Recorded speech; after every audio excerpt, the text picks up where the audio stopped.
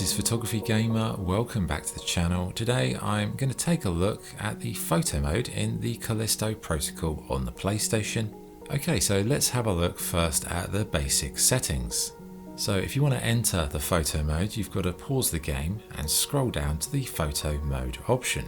Now the left and right analog sticks, what does the left one do? It moves the position of the camera, and the R stick rotates the orbit of the camera around your subject. Sadly though, there's no free camera, which is very annoying, which makes setting up your shot a bit of an ordeal. If you use L1 and R1, this is a zoom function, so you can zoom in or zoom out depending on what you want to capture in your image.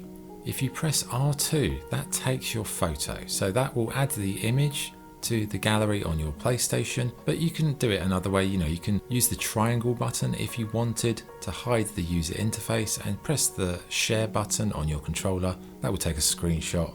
Both things do the same thing pretty much. If you press the square button, that will reset all the settings you've adjusted, so it will take you back to the point of entry into the photo mode. And if you press circle, that will back out, and then you can exit the photo mode. Okay, so there is an advanced menu. Now if you press the X button when you're in the photo mode, it will expand or collapse the advanced menus.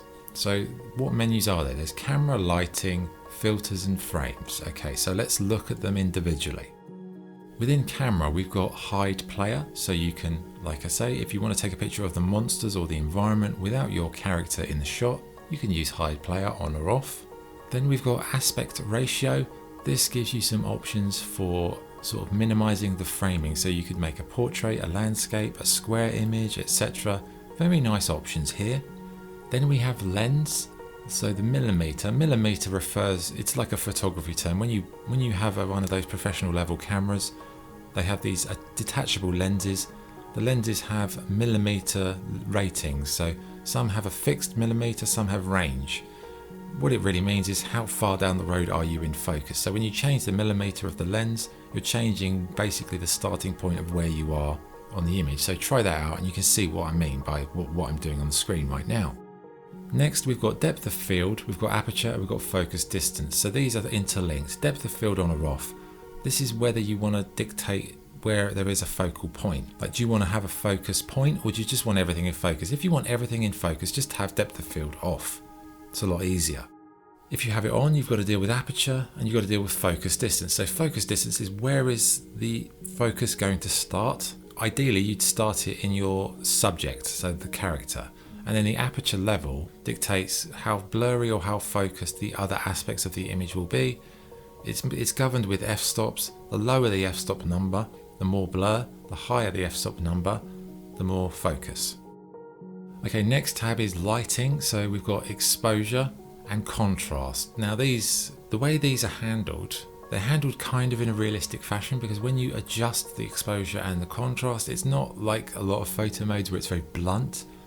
You change the settings and it's sort of, the image organically changes the exposure or the contrast level, rather than it just being like bang, bang, bang. It does it in a fluid, smooth way. So bear that in mind. If you're quickly changing it, you might not necessarily see the final result when you go to the next setting. So just do it slowly, I would recommend. And exposure and contrast, bump up contrast, then put a bit of exposure in, because sometimes if you do contrast too much, it becomes too shadowy. You can't really make out much. Bump the exposure up, play around with them in tandem. Then we've got color on or off. So you can choose a color basically to add to the image, but there's no slider on it. So it's a bit heavy handed. I'm not a fan of it, but there you go, it's there. And then the last tab, well no, it's not the last tab, the third tab is filters. So you've got horror, sepia, chroma, noir. I don't particularly like any of these filters really.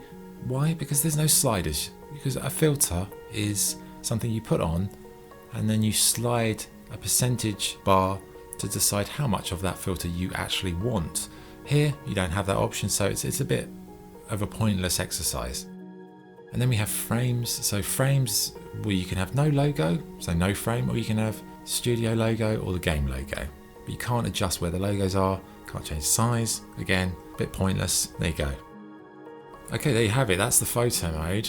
What are my thoughts? Well, it makes one key mistake, not allowing you to move the camera easily with the analog sticks, and this makes basic framing a pain in the backside. The second issue is the lack of intensity sliders on the filters or the colour toning, which basically makes these things redundant. I did like how the exposure and contrast sliders had this more organic feel, but the aperture takes ages to lock in as well, making the photo mode a real time drain.